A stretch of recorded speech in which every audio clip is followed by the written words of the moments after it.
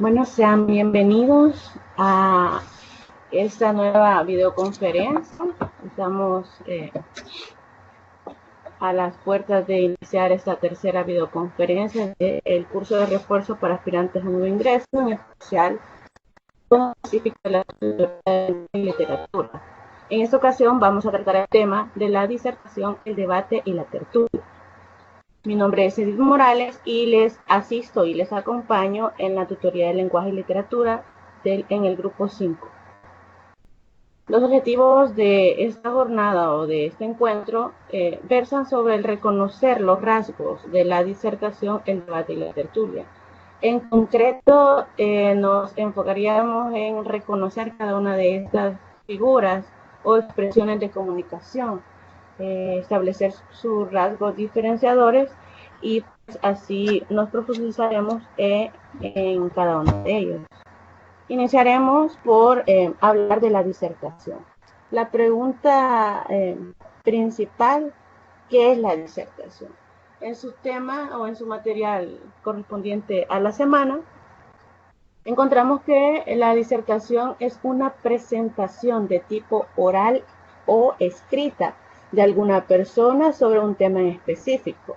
Por lo general, se dice que la disertación está o es apoyada por medios gráficos, auditivos y o visuales. Es bastante común en la enseñanza secundaria y se utiliza como método de autoformación del estudiante sobre el tema específico destinado para disertar. Como les reitero, este material lo tienen ustedes en su campus, específicamente en el tema que se les sube en el curso de lenguaje y literatura, en los materiales con los que se apoyan cada semana. Asimismo, se dice que la disertación se debe haber realizado con anticipación, o sea, es un requisito esencial el haber realizado una investigación previa. Puede haber variantes, pero lo más común es que en la disertación, una persona hable sobre el tema a una asamblea o a su clase, como les decía, apoyándose en los medios gráficos o audiovisuales. Esta es una característica importantísima que deben de tomar en cuenta. Y pues eso para poder realizar su presentación. Se dice que en la educación secundaria se critica el hecho de ser un esquema rígido y poco motivante en la entrega de información, o sea, lo que ustedes han escuchado, y las exposiciones. Es común escuchar eso porque pues se vuelve un poco motivante, como lo dice el texto. También es conocido, dice, como un discurso argumentativo o exposición, y es lo que les decía. Por eso hace referencia a la educación secundaria, o sea, comenzamos con exposiciones y ya no nos motivó a escuchar esa palabra.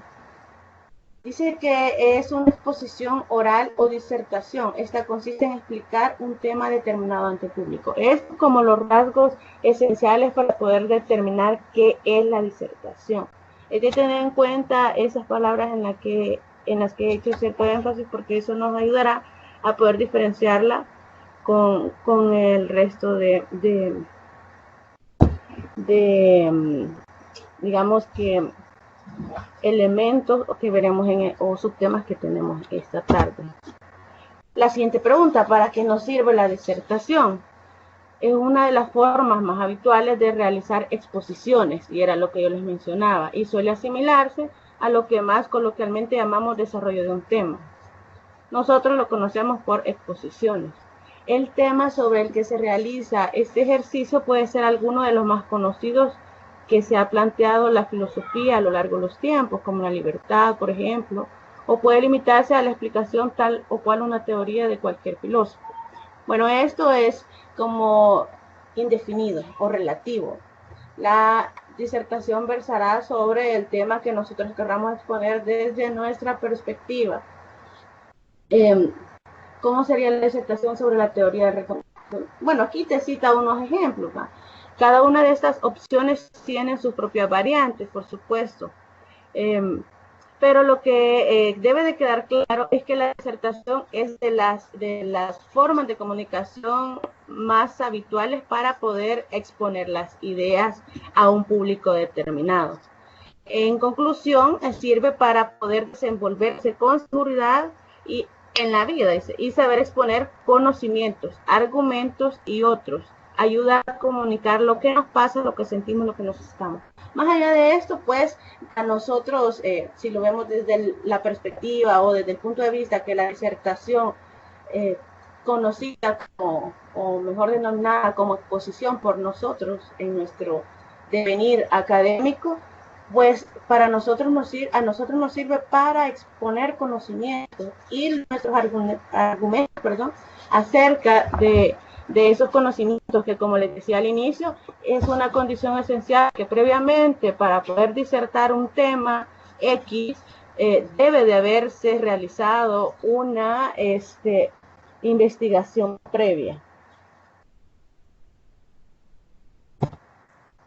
Bueno, en torno a esto, pues, ¿para qué sirve? Pues ya les había mencionado, tener claro en qué consiste una exposición oral. Individualmente, tómase en cuenta esta palabra, en la que se desarrolla un tema con la intención de analizar a fondo uno de sus aspectos, pero principalmente exponer un punto de vista e invitar a nuevas reflexiones. Es, como les decía, un proceso de comunicación intenso, dado que al igual que los discursos oratorios, existe un solo emisor. Óyese bien, esto es bastante importantísimo porque existe un solo emisor que guía el proceso y que de manera simultánea pues realiza dos grupos de acciones físicas y mentalmente, porque esas acciones en primer lugar implica el desarrollo de un orden de ideas coherente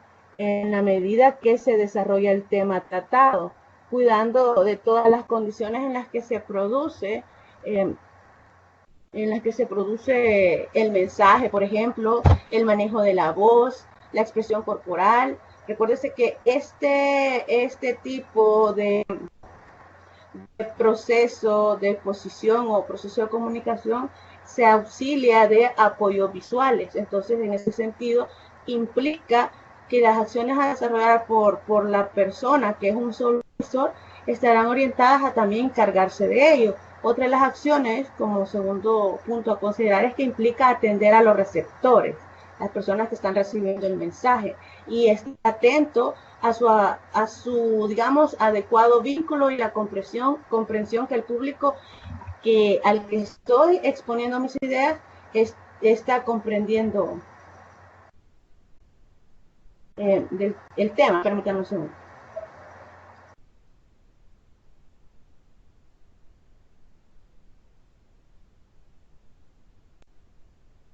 Me confirma, no sé si alguien puede activar su micrófono, me confirma si pueden ver la presentación.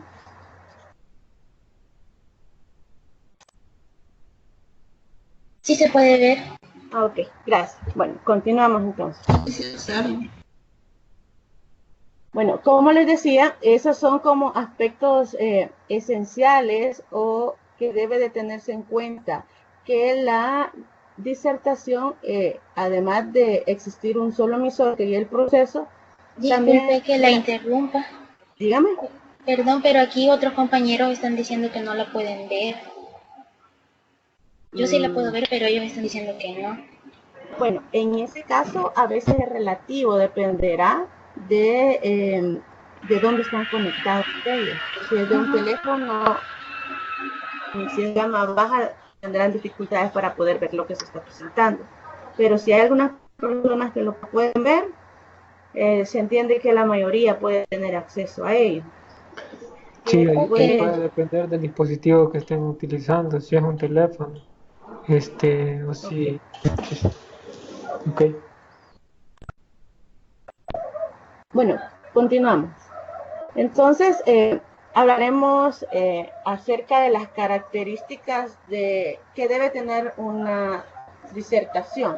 Ya les decía, expone de manera concreta una perspectiva.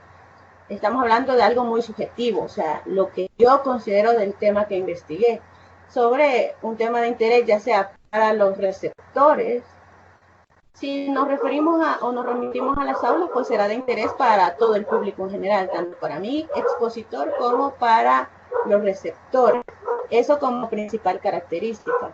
En un segundo lugar, sustenta la exposición mediante una estructura lógica argumentativa de ideas. Aquí tiene que tenerse en cuenta que hablamos de, más adelante lo veremos en cuanto al orden que se debe de respetar, el orden que se debe de respetar para poder desarrollar la disertación.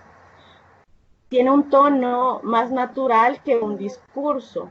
No debe de leerse, sino presentarse con una estructura fluida comentada. Y ahí es donde yo les decía, podemos referirnos a lo que les mencionaba, de que para la disertación podemos auxiliarnos de recursos audiovisuales. Y cuando nosotros nos ha tocado o hemos tenido la oportunidad o la experiencia de poder desarrollar un tema o disertar un tema, nuestros recursos audiovisuales deben de auxiliarnos nada más, no debe de leerse en sí, por ejemplo, diapositivas muy cargadas, sino las ideas centrales del tema, digamos, las ideas principales, secundarias o relevantes del tema, solo deben de auxiliarnos en el discurso, para que se pueda dar esta característica de que sea una estructura lógica argumentativa de ideas. Y en como tercer característica podemos citar que tiene un tono, como les decía, natural, a diferencia del discurso. Pueden plantearse interrogantes y reflexiones más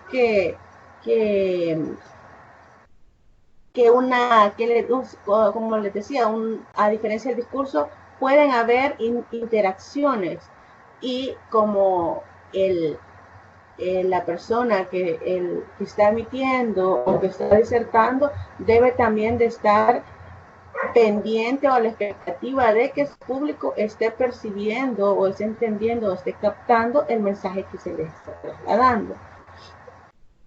Bueno, entonces, con lo que hemos dicho, pues podríamos preguntarnos qué aporta una disertación. Pues básicamente, como les mencioné, se pretende con ello hacer un ejercicio de razonamiento en cual involucra a los receptores de la reflexión o del tema que es considerado relevante, y se espera que la disertación le abra al espectador nuevas expectativas o nuevas perspectivas sobre el tema y le despierte curiosidades sobre cierto aspecto o del mismo tema. No es que ofrecerle datos o conclusiones, como les digo, no se pretende que sea un discurso en sí, sino que se trata más de un ejercicio reflexivo que informativo. Por ello es importante captar la atención de la audiencia, que es uno de los mayores retos de la persona disertadora o de la disertación, porque el expositor, por eso les decía, el expositor debe recurrir a presentaciones electrónicas, rotafolios o videos, pero dependerá la esencia del discurso o la esencia del mensaje, depende de la persona disertadora. Entonces aquí tenemos en la lámina actual una serie de interrogantes que surgen al hablar de la disertación, cómo se prepara, y como hablamos de una perspectiva o de una opinión muy subjetiva, ahí se nos surge la pregunta, ¿qué posición defender ellos sobre el tema? Recuerden que, bueno, para dar respuesta a esta interrogante de qué posición defenderé sobre el tema, yo me posiciono en lo que les mencionaba anteriormente, que se supone que conocemos el tema sobre el cual vamos a disertar, por lo que se espera que tengamos las ideas claras, las ideas fundamentales que podemos utilizar. Por eso yo les decía que es una condición esencial para la disertación el tener una investigación previa. Y de esa investigación se trata de seleccionar adecuadamente ideas fundamentales, ordenarlas, buscar otras ideas adicionales o secundarias que puedan mejorar la comprensión de lo que queremos decir. Y con todo esto, elaborar un discurso coherente en el cual se supone que vamos a defender determinado punto de vista. Por ejemplo, podemos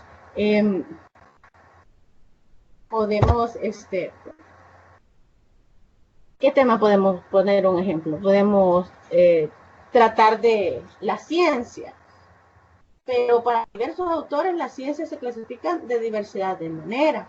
Entonces, por ello, la importancia de la investigación preliminar o previa antes de desarrollar el discurso para poder adherirme yo a la posición de determinado autor. Y entonces nosotros vamos a defender la posición de determinado autor. Para este autor, la ciencia se clasifica y entonces esa es la posición, perdón, que defenderé sobre el tema que yo estoy disertando.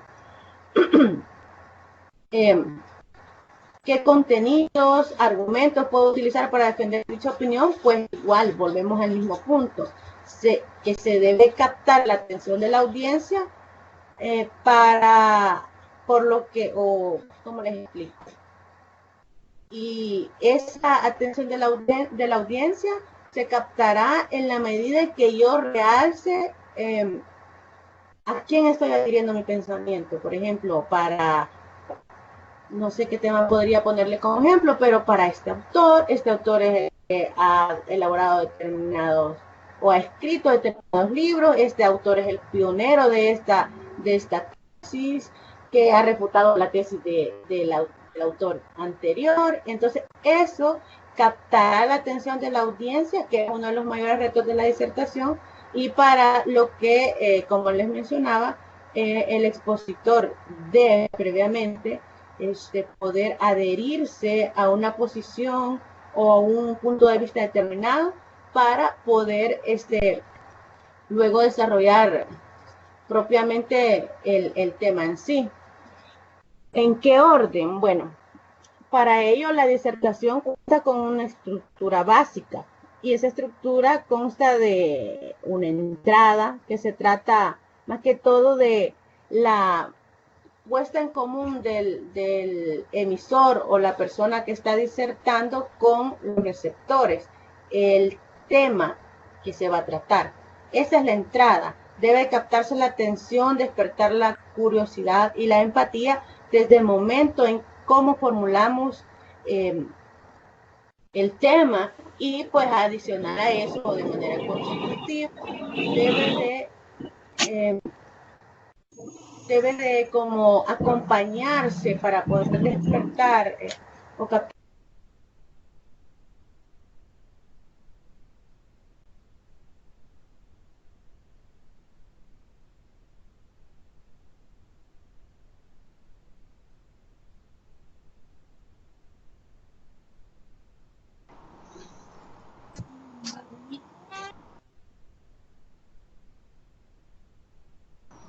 Edith, se le cortó el audio.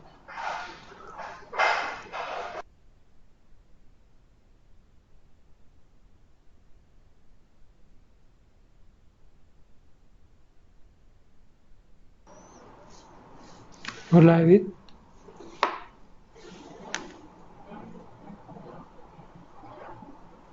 ¿Hola? Ok, se le había cortado el audio. No sé si me ubican, desde qué momento dejaron de escuchar para poder remitirme a ese momento.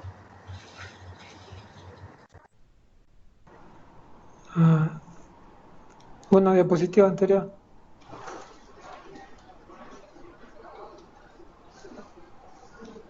Bueno, les mencionaba que la disertación, bueno, voy a regresar a este contexto para poder retroalimentar por lo de que se perdió el audio.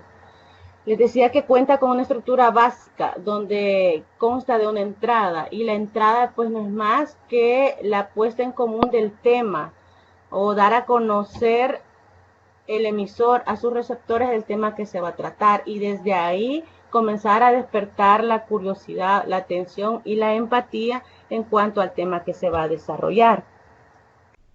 Y les decía que eso tiene como un mayor trascendencia o una mayor un mayor logro de poder captar la atención cuando lo acompañamos de alguna frase, un párrafo introductorio de un texto donde se demuestre que realmente dominamos el tema. Y yo les ponía un ejemplo, si hablamos de las ciencias sociales, yo podría iniciar mi discurso citando una frase en concreto. Por ejemplo, si hablar de las ciencias sociales, yo diría como las ciencias sociales, como otras ciencias empíricas tratan, o sea, utilizar un lenguaje que impacte, un lenguaje de impacto para que los receptores, para captar la atención de los receptores, despertar la curiosidad y que se vean inmersos en o interesados o con cierta empatía a poder ser parte de la disertación. Eso como parte de la estructura básica, la entrada, pero también tenemos una exposición como un segundo elemento de la estructura. Y en este caso, en la exposición se trata de presentar a la audiencia la perspectiva, o sea, el enfoque de la reflexión que yo haré sobre el tema. Por eso les decía, es importantísimo adherirse a determinada corriente, a determinada teoría, a determinado autor o escritor para poder hacer una reflexión en torno a eso. Y pues dentro del desarrollo, que es el siguiente elemento de la estructura de la disertación, pues se puede citar o elaborar una secuencia lógica de ideas y ejemplos que permitan ir guiando a la audiencia hacia otras teorías, otras corrientes. O sea, aquí podemos ir agregando lo que serían ideas secundarias, pero siempre en nuestra línea de reflexión. Y en esta parte del desarrollo se recomienda dirigirse a la audiencia en segunda persona. Y ahí podemos plantearles preguntas. Entonces las ideas secundarias deben de expresar detalles o aspectos derivados del tema principal. Y pues a menudo estas ideas pues ayudan a ampliar, a demostrar o a ejemplificar una idea principal. De ahí que después podamos hablar de aspectos centrales. Esto antes de dar por terminada la disertación. Esto como otro elemento de la estructura de la disertación. Podemos hacer como un resumen o recalcar. Los aspectos centrales va a ser como un análisis, o es aconsejable que se recalquen los principales aspectos o aportaciones que han sido tratadas en el desarrollo para hacerlas más contundentes. En las exposiciones que nosotros hemos desarrollado en nuestro devenir académico, pues esto lo conocemos como conclusión, como recomendaciones, digámoslo así. Y la conclusión final, que sería más que todo una reflexión o un planteamiento breve en el que se resume ya no nuestra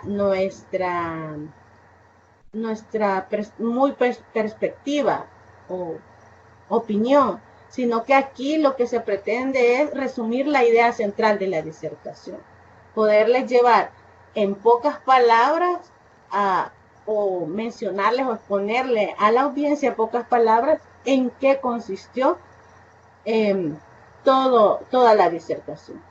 Entonces, como les digo, un ejemplo más cercano con el que todos estamos o hemos tratado a estas alturas de nuestra vida académica han sido los temas que exponemos. Esos temas o exposiciones que comúnmente les denominamos no han sido más que una disertación. Nosotros disertamos diferentes temas en cada una de las materias que cursamos, pero al conocer hoy los elementos que lo constituyen, sus características y algo sumamente importante que les decía es el hecho de que consiste en exponer un punto de vista o realizar un determinado desarrollo de un tema, pero donde la condición esencial para poder diferenciarla o un rasgo diferenciador del resto va a ser que es realizada por un solo emisor, y este va a ser el único que guía el proceso de exposición, y que ese proceso de exposición es guiado o implica dos grupos de acciones: las acciones de desarrollar las ideas coherentes o del manejo del tema, y también las que implican poder involucrar a los receptores en la comprensión del tema. Ahí, en este último, hacemos referencia a aquel espacio de preguntas que siempre habilitamos cuando disertamos un tema, para ver si realmente el tema trasladado o comunicado ha sido comprendido en la manera que nosotros hemos precisado. Esto en cuanto a lo que sería la disertación. Abro espacio para poder contestar sus preguntas en relación a esto. Porque pasaríamos a lo que sería el debate. Si no hay preguntas, pueden redactar las preguntas o escribirlas en el chat para poder contestarlas o habilitar su micrófono para poder exponerlas también.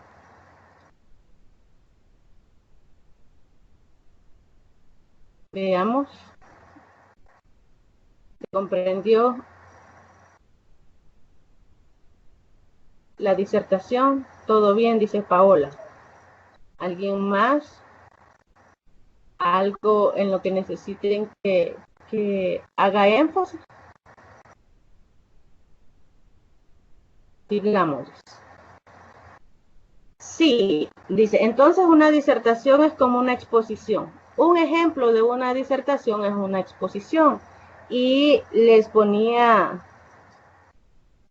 exponía el ejemplo de las exposiciones, porque para poder realizar una exposición, nosotros necesitamos, por regla general, haber realizado una investigación previa. Y les ponía en la cuestión de la exposición también, porque si se fijan, nosotros realizamos una investigación en las aulas, se nos asigna una exposición y presentamos un informe en algunos casos, o si no, solo se nos evalúa la exposición con la que trasladamos esas ideas que han sido recopiladas, organizadas u ordenadas como ideas principales, ideas secundarias y así sucesivamente.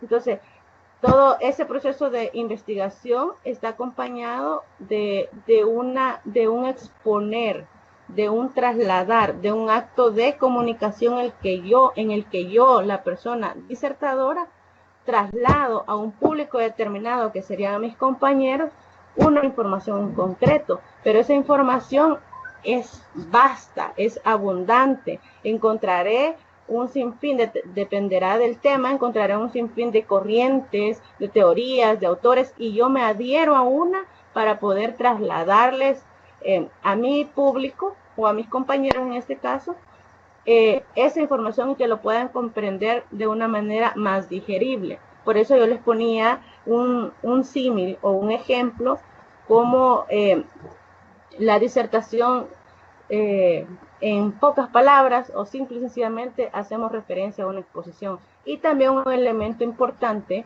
es que hacemos uso de materiales audiovisuales. Y ya cuando al final de la sesión ustedes van a poder comprender la diferencia y los diferenciadores entre estos tres elementos o estos procesos de comunicación, donde en el único que vamos a hacer en el que vamos a utilizar los elementos, o auxiliarnos de cuestiones audiovisuales, va a ser en la disertación. Es el único en el que podemos hacer uso de esto para poder estructurar o trasladar de mejor manera a nuestro público el tema en sí. Entonces, no sé si con eso respondo a la pregunta de Alejandro Chávez, donde me pregunta si una disertación es como una exposición.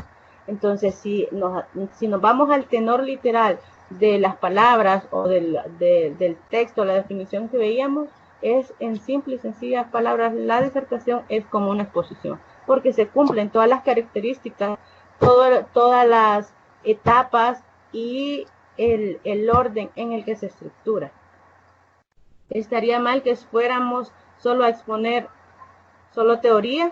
No, no está mal. Lo que pasa es que esa teoría usted no la va, lo que yo les mencionaba dentro de sus características, yo no voy a solo ir a leer, pues entonces estaríamos en otro escenario. estaríamos prácticamente no en una exposición, en una declamación.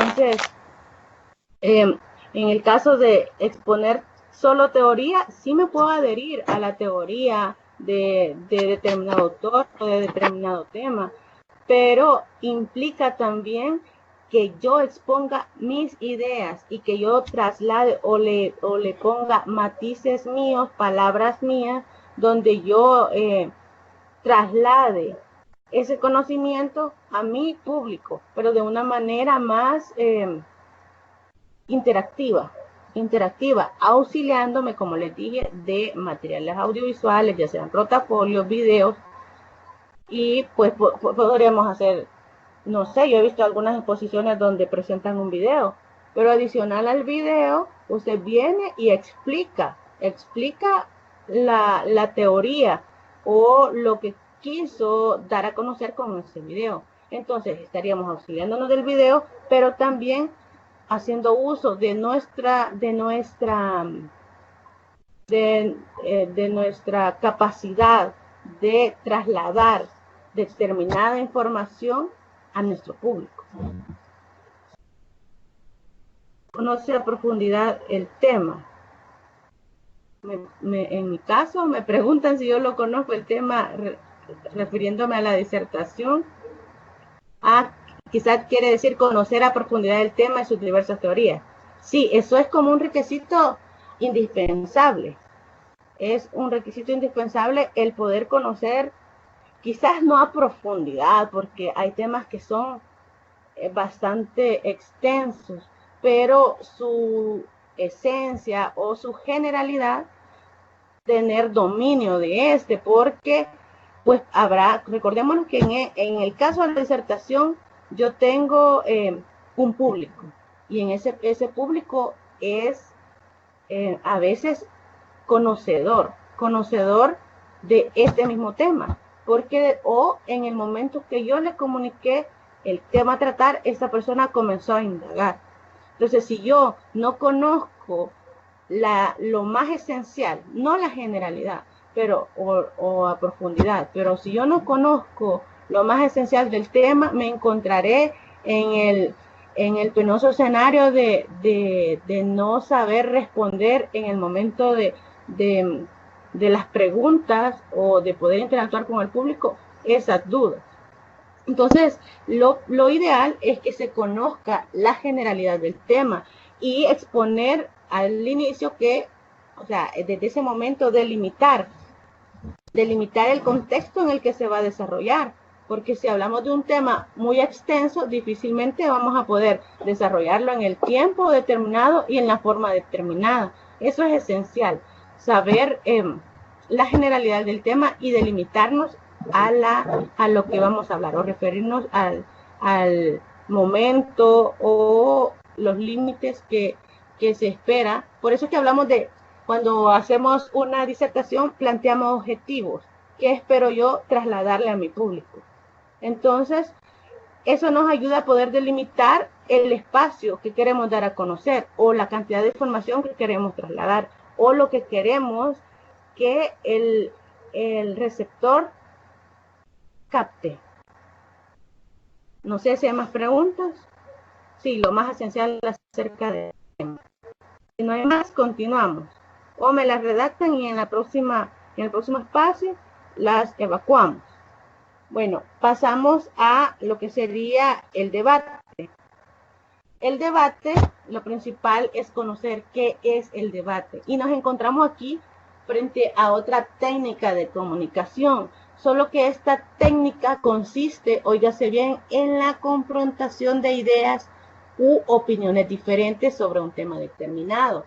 Y si se recuerdan y nos regresamos a la disertación, allá veíamos que no se daba este fenómeno de la confrontación. ¿Y por qué no se daba la confrontación? Porque allá simple y sencillamente era una sola persona la que dirigía el proceso de comunicación. Un solo emisor es el que guiaba de manera simultánea. Pero acá en el debate encontramos bueno, y en el caso de la disertación, una sola, digamos, una sola perspectiva o un solo punto de vista. Y aquí nos encontramos ante la confrontación de ideas y opiniones diferentes sobre el tema de eso como uno de los rasgos diferenciadores o que a simple vista podemos identificar que difiere de la disertación y en eso podemos identificarlo. En el caso del debate, como les decía, la palabra debatir significa como combatir. ¿Y qué vamos a combatir? Ideas u opiniones diferentes. Y es que el objetivo del debate es plantear, exponer y conocer diferentes posturas y argumentaciones sobre un tema determinado. ¿Y cuál es la finalidad de esto? Pues se espera que de esa confrontación de ideas u opiniones, pues llegar a una conclusión en sí. Por eso es que los debates deben ser así plurales, digamos. Y el debate pues también es una técnica educativa y ustedes lo pueden ver en su devenir académico, que me imagino que han realizado más de algunos entre sus compañeros para poder exponer o, bueno, exponer un tema y sus diferentes posturas y poder llegar a un análisis concreto. La palabra debate también es empleada para referirse a un tipo de enfrentamiento de ideas. No sé si ustedes han escuchado, por ejemplo, tengo un debate interno entre ir y no ir a la universidad o al colegio. Entonces, estamos hablando que hay un confrontamiento de ideas. ¿Voy o no voy? Pero si voy, no he hecho la tarea, etcétera, etcétera. Y si no voy, me quedo sin nota, mejor voy y pido prórroga. Entonces, eso para poder remitirnos o poder definir en qué consiste esencialmente o cómo definimos lo que es el debate.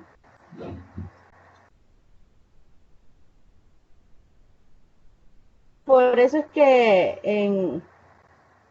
en otros idiomas, o más que todo en el inglés, cuando se traduce debate, pues siempre nos refiere o hace alusión a una discusión.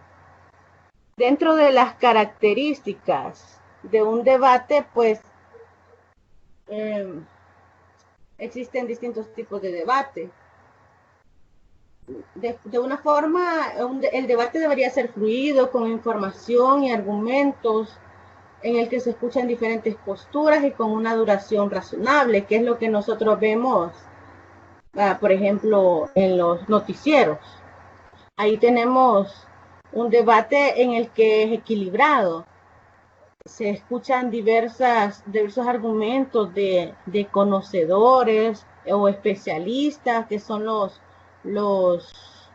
eh, los ponentes, digamos, y al final pues ellos llegan o determinan cierta conclusión de las ideas que ahí se han vertido. Entonces, en atención a ello, pues podemos clasificar, o dependiendo de la espontaneidad, podemos clasificar los debates en formales. Y eso, pues los formales, vamos a hacer referencia a aquellos que tienen un formato preestablecido, un tema en específico a discutir y que además cuenten con un moderador. Esos serían los debates formales.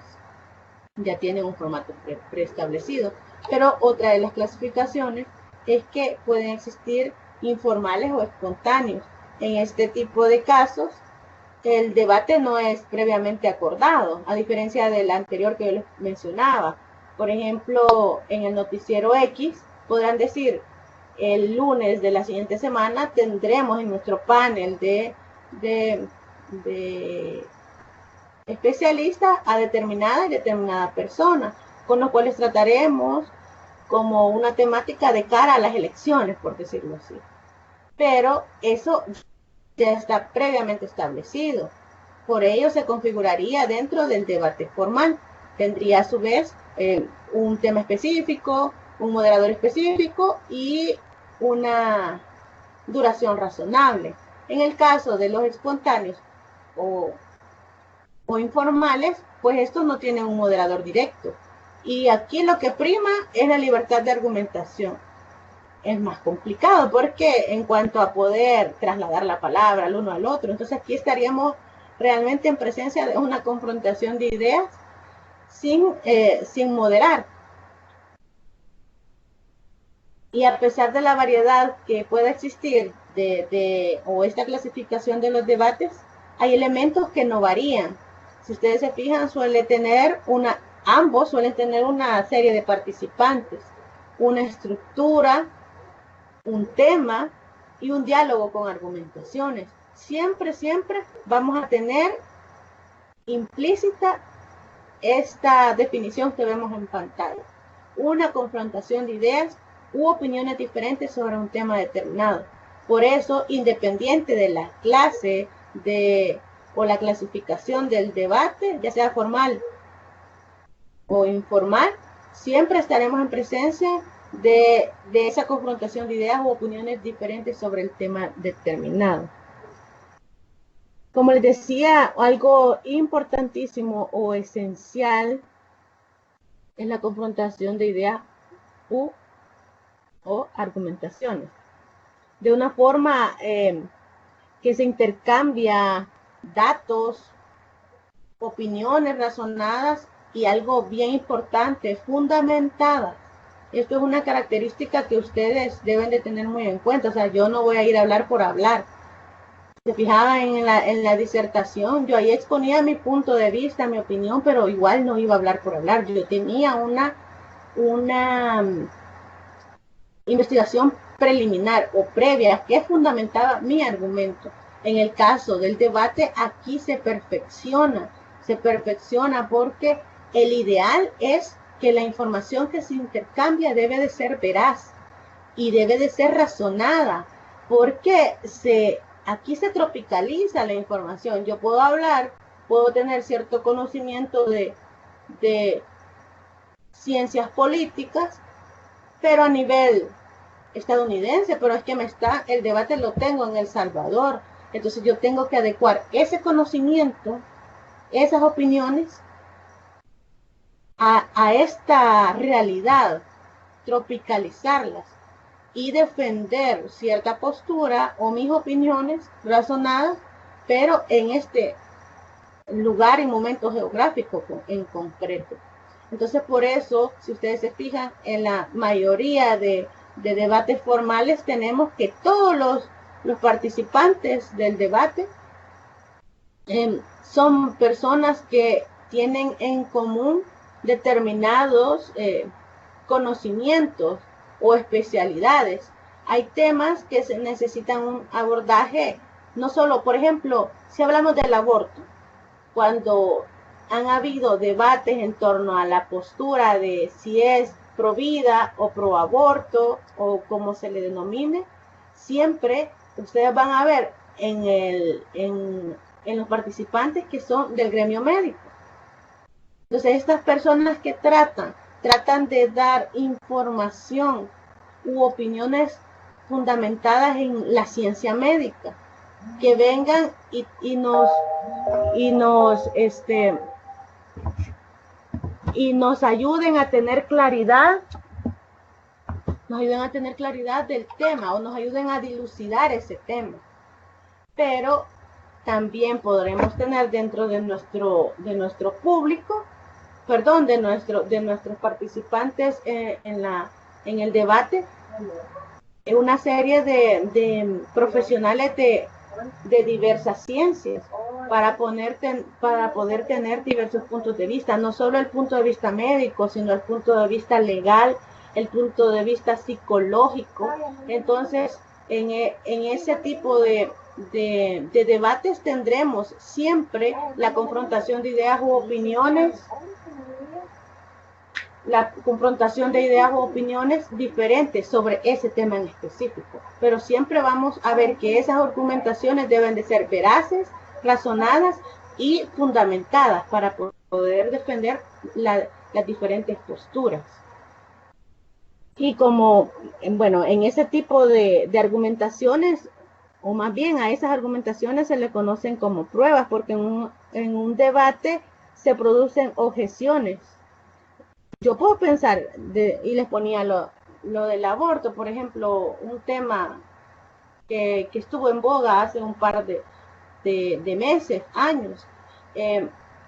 Se producen objeciones porque el punto de vista religioso, por decirlo así, choca contra el punto de vista legal, o la tendencia de los pro vida choca con, o más bien objeta el punto de vista o la tesis que defiende derechos humanos, por así decirlo. Entonces vamos siempre a encontrar que este tipo de argumentaciones se objetan en contra de la información presentada por el otro debatiente. Entonces, dependerá cómo yo, persona que he expuesto, o profesional que he expuesto mi idea, la fundamento de tal forma que mi postura pues se quede probada. ¿Por qué? Por la argumentación que yo he dado, y esa argumentación pues va a ser la prueba de que mi tesis ha sido la más atinada o la más acertada. En las participaciones de un debate también es de tener en cuenta que contamos con diversos actores, los debatientes u oponentes, que pueden ser dos o más personas que presentan las posturas enfrentadas, que era lo que les mencionaba, y pueden ser personas a título individual o personas que hablan en representación de un grupo de personas, y era lo que les exponía con el ejemplo del aborto. O sea, una persona representa a todas aquellas que se adhieren al pensamiento pro vida, y hay otra persona, estamos hablando de un debate de dos participantes u oponentes, y en el otro lado o en el otro extremo tenemos a otra persona que representa, o en representación de estas personas que están a favor del aborto. Entonces ahí tenemos dos personas que representan, que representan posturas enfrentadas, y lo que no se centra en ideas personales, sino en ideas del grupo que defienden.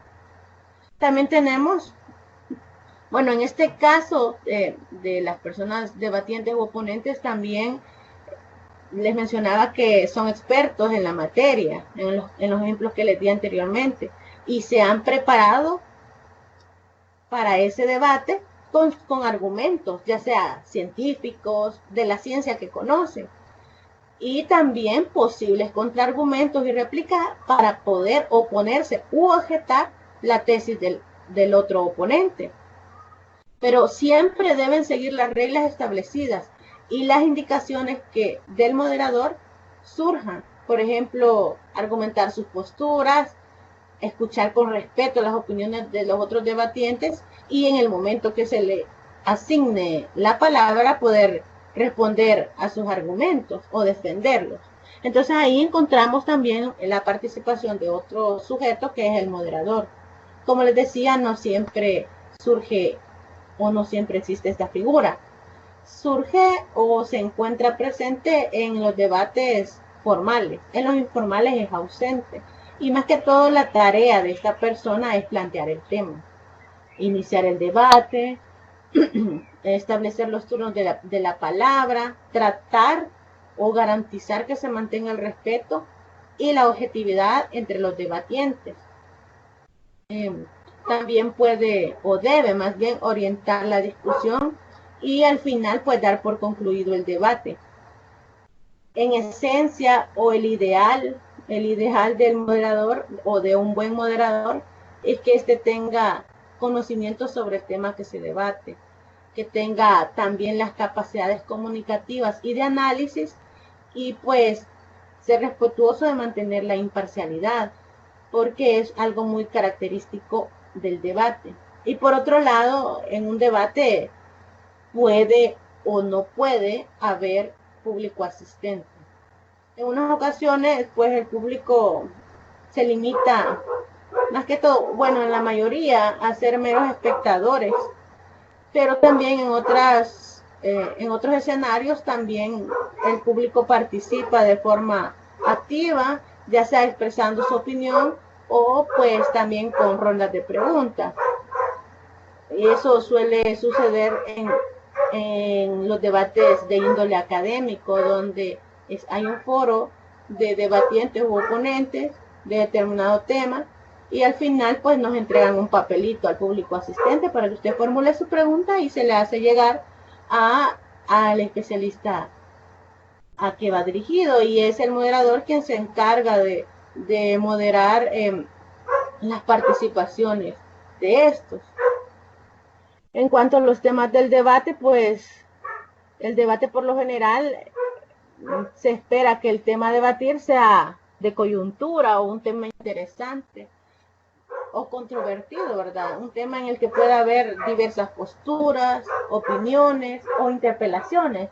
Cuando hablamos de interpelaciones es como cuestionamiento. Un debate pues puede tratar sobre diferentes temas, no necesariamente sobre un tema en específico. Por ejemplo, podríamos hablar de un tema central y pues de subtemas. Por ejemplo, lo que les mencionaba, un debate sobre el aborto puede sugerir temas de índole religiosa, filosófica, sociológica, política, jurídica, o sea, todas las vertientes que podamos agregarle en cuanto a el debate. Para hablar de la estructura del debate, pues en pantalla les he proporcionado la estructura que debemos garantizar para que estemos realmente en presencia de un debate. Como les decía, suelen tener una estructura más o menos fija y establecida, y dependerá también pues de el tipo de debate que estamos haciendo, ya sea formal o informal. En el caso del moderador, y aquí vemos ya los papeles en, ya ejecutados, los papeles del moderador, le corresponde la presentación de los participantes, así como el tema a debatir. En el caso de la exposición, pues ya son los participantes que tienen turnos para exponer sus opiniones acerca del tema. También puede iniciar el moderador el debate con una pregunta al aire. Esto es como lo ven ustedes en los noticieros. Está un tema en concreto, están los debatientes u oponentes, se lanza la pregunta por parte del moderador y ellos definen, los participantes definen quién la contesta, en razón de la ciencia o conocimiento que tenga relacionado al tema. Y ya en el desarrollo, y comienza a exponerse, y ya en el desarrollo los participantes van, el resto de participantes, no los que comenzaron, sino los otros van argumentando o van involucrando o adhiriendo sus opiniones o refutando los argumentos contrarios a su parecer. Y ahí es donde entramos ya en esencia, y aquí es donde se genera pues el enfrentamiento de argumentos. Al final, como les decía, es el moderador quien concluye el debate, dando un turno con un breve espacio de tiempo para que cada participante resuma su posición ante el tema debatido. Entonces, si nos centramos en el tema que habíamos puesto como ejemplo, por ejemplo, el aborto, pues ya tendrá que decir la iglesia cuál es la postura religiosa, y tendrá que decir la política por qué no aprueba determinado cuerpo normativo y por qué su postura, y los juristas también por qué defienden esa tesis de derechos humanos, y así sucesivamente. En la conclusión suele cada participante resumir su argumento o el argumento que defiende. Bueno, se habla de rasgos lingüísticos y pragmáticos del debate. Desde el punto de vista lingüístico y pragmático, la cuestión del uso de interrogaciones retóricas, por ejemplo, aquí se habla de llamadas de atención al interlocutor. Mire usted, fíjese que en lo que le digo, o sea, lo que yo les decía, objetar. Aquí habla de recriminaciones, me permite contestarle una vez y así, cosas así. Entonces, estamos hablando de los rasgos lingüísticos y pragmáticos del debate, cuestiones incidentales que ustedes verán en el desarrollo del debate. Y ahí hay unos ejemplos, se citan unos ejemplos, por ejemplo, cuando los dos van a hablar a la vez, y perdone, me permite la palabra, mire, estoy hablando yo, y está el moderador, digamos, tratando de resumir la idea del debatiente y le dice, y le digo algo más en relación a lo que ya ha dicho. Entonces, esos son rasgos lingüísticos y pragmáticos de el debate. También el lenguaje formal. Si ustedes se fijan en la mayoría de debates que son, digámoslo así, formales y que son realizados por profesionales de distintas ciencias, materias o artes, se suele utilizar un léxico culto, frases bien elaboradas y, como les digo, eso va a depender del tipo de debate, porque no se utilizará el mismo lenguaje en un debate político donde ahí pues surge de todo, ¿no? O también aquí habla o cita otro escenario de un programa televisivo. Entonces, dependerá el lenguaje formal de el escenario en el que nos encontremos. Otro elemento importante dentro de los rasgos lingüísticos es la utilización de ciertas fórmulas de cortesía. Es como se tratan entre los participantes en cuanto a sus interrupciones, o se cita que se refiera al tema anterior, podría responderme en cuanto a cuando le mencionaba de determinada cosa. Entonces, a eso refiere con los rasgos lingüísticos y pragmáticos. No sé si hay dudas en cuanto u opiniones en cuanto al debate. Abro espacio de preguntas para poder aclararlas y posterior pues pasar ya a nuestro último elemento, que sería la tertulia. No sé si tienen preguntas. Todo bien. Bueno, sigamos entonces porque el tiempo nos apremia. Tenemos como siguiente subtema la tertulia. La tertulia, si ustedes pueden apreciar en la diapositiva, se puede entender como un género oral no planificado. Y esto tómenlo muy en cuenta porque créanme que dentro de su examen es probable que, o muy seguro que les surja una pregunta de esta. La tertulia puede entenderse como un género oral no planificado, y así les cita unos ejemplos: las tertulias familiares o las que se producen en un grupo de amigos. Hablamos de un tema que no nos hayamos planificado y que no nos importa a qué se va a referir, sino que se produce, lo importante es que se produzca con una cantidad de personas o un grupo, más bien dicho, de personas. Y como les digo, es un género oral o comunicativo no planificado. En este último caso, los contertulios o tertulianos saben de qué tema o tema van a hablar, por lo que suelen ir a la tertulia con unas ideas más o menos preestablecidas. Esto es en cuanto a las tertulias radiofónicas, que citan a determinadas personas para poder hablar de determinado tema. O sea, no necesariamente tiene que estudiar el tema. Solamente, mira, vamos a hablar de tal cosa, puedes llegar y hablamos. Sí, chévere, ahí llegamos. Entonces, por eso más que todo lo enfoca a tertulias familiares o de amigos.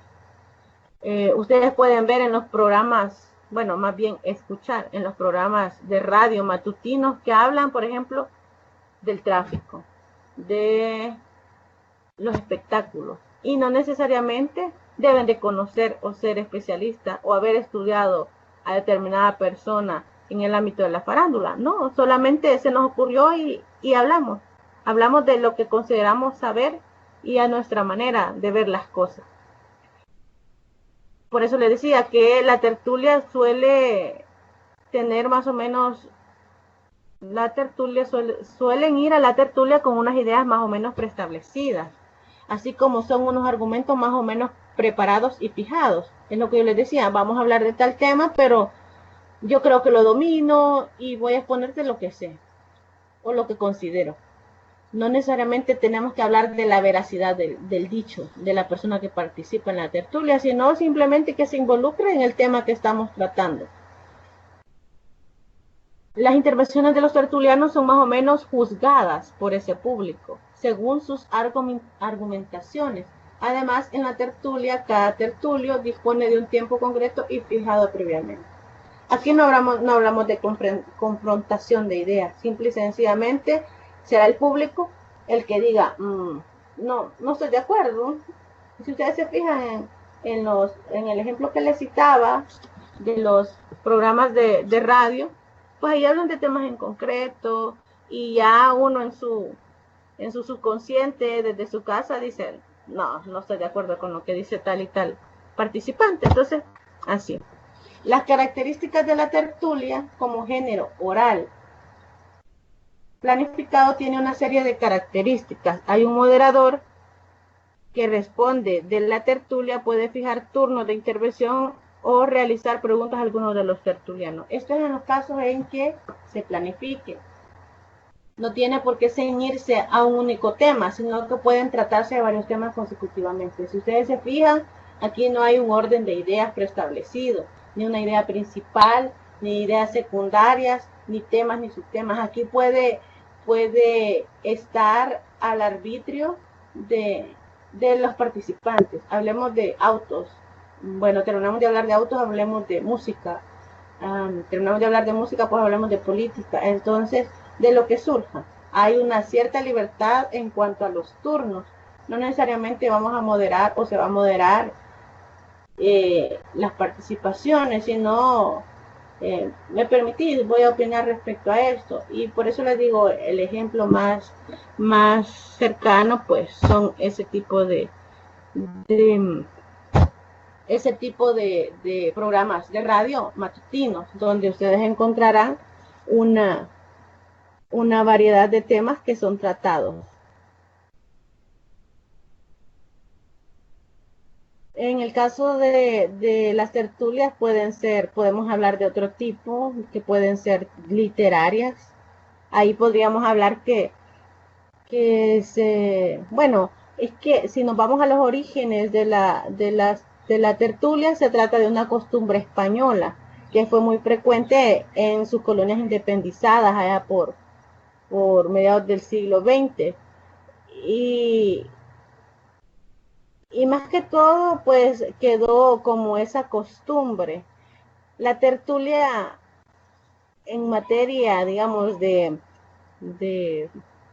interés académico, pues se ha quedado o suele darse actualmente en personas del ámbito intelectual que se reúnen en cafeterías y organizan tertulias de tipo literarias, teatrales, con las características que yo les acabo de mencionar. No se ciñen a un único tema. Si hablamos de tertulias literarias, hablan de diversidad de temas literarios y los tratan así consecutivamente. Igual tertulias teatrales o de cualquier interés general que pueda ocurrírsele.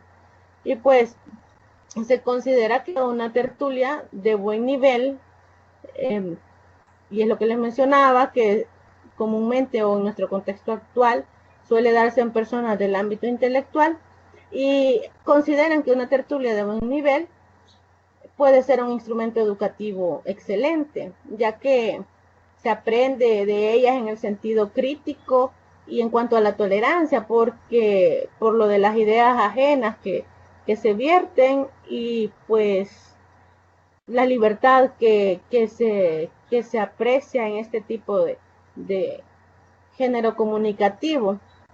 Como les digo, más allá de lo que fueron los españoles quienes difundieron la costumbre de las tertulias, dice la historia que no está claro cuál fue el origen de este tipo de reuniones. Algunos lo citan a la teología, por eso que se llaman tertulias, porque porque hay quienes creen que provienen del teólogo cristiano romano Tertuliano, él famoso por su capacidad de polemizador. Pero las teorías más populares es la que enseña que la tertulia tiene sus orígenes en las academias literarias del siglo de oro. En la Academia de los Nocturnos se limita o geográficamente se ubica en la Casa de los Pilatos, en Sevilla, donde, pues, como les digo, versaba más que todo sobre temas, una multiplicidad de temas que se trataban en el ámbito de los intelectuales, filósofos y del contexto de, que les menciono, del siglo de oro. En la actualidad, como les digo, se hace referencia a tertulias, a programas de radio, programas de televisión que se dan durante horas, ya sea mañanas, tardes, y donde ustedes encontrarán reunidas a personalidades que discuten temas irrelevantes, pero tratados como si fueran algo así importantísimo de primer nivel. Y a ellos pues se les denomina tertulianos por el hecho que ejecutan este tipo de del elemento o género de comunicacional. Entonces, en eso consistiría lo que sería la tertulia. Solo quisiera hacer como cierta aclaración o poder definir como un elemento diferenciador entre lo que sería el debate y la disertación, por si es que acaso pudiera darse alguna confusión. Un debate, quiero que quede claro que es como una técnica comunicativa para la confrontación de ideas y posturas entre dos o más personas. Y la finalidad, pues, es exponer un tema o un asunto desde diferentes ópticas, desde diferentes perspectivas, puntos de vista, ya sean médicos o científicos o de la índole que sea. En el caso, o más bien al contrario, la disertación, en cambio, es el acto comunicativo en el que una persona, oígase bien, una persona expone de manera razonada y metódica sobre alguna manera. Entonces, sobre alguna materia. En ese sentido, pues la disertación, para hacer como es rasgo diferenciador, la disertación no implica una dinámica de debate, sino, como ya lo preguntaba el compañero, es apenas la exposición sobre la postura de una persona en torno al tema o a determinado tema que ha considerado trasladarle a su público. En eso consistiría, compañeros y compañeras. Abro espacio de preguntas para poder atender consultas, dudas en torno a lo que hemos desarrollado esta tarde.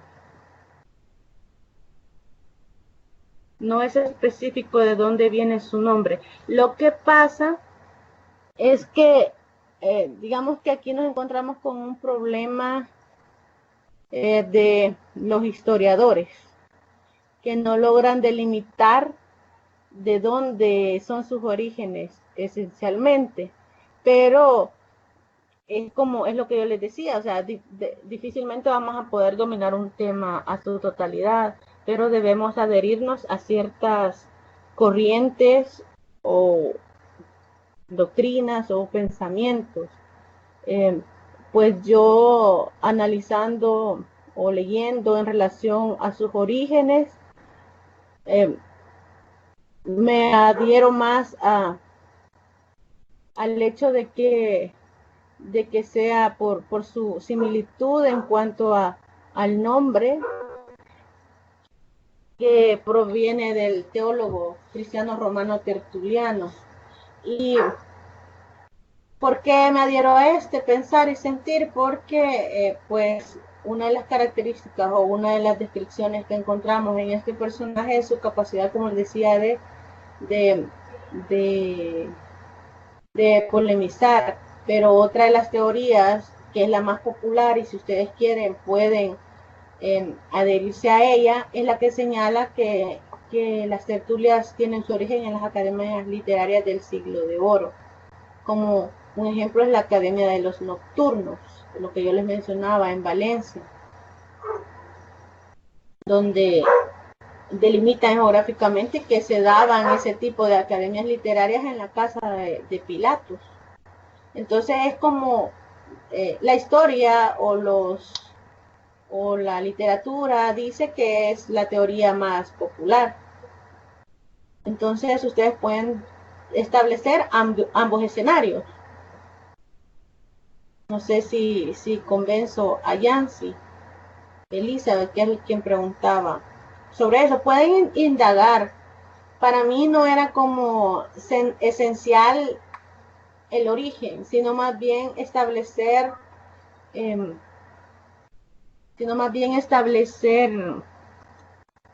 las diferencias, establecer las diferencias o los rasgos diferenciadores entre estos tres géneros de comunicación, porque suele confundirse y por eso yo les hacía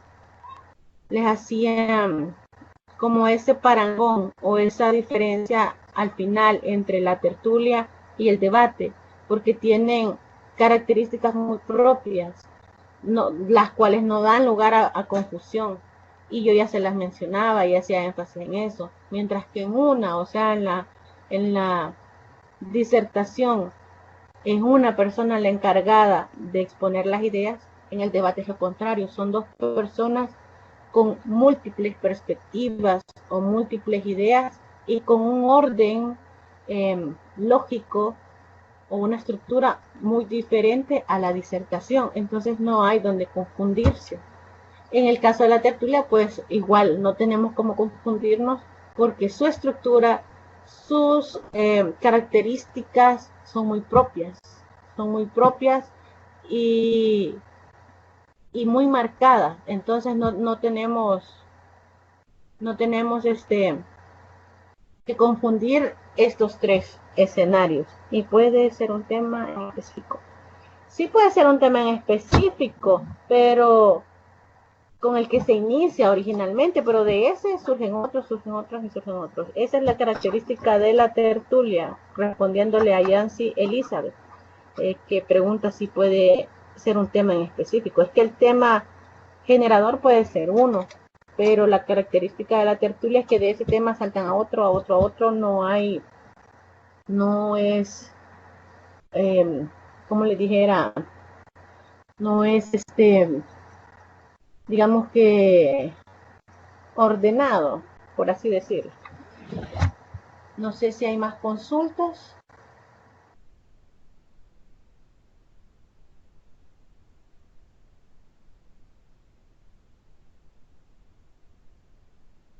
Si no hay más consultas, pues nada más agradecerles por el tiempo.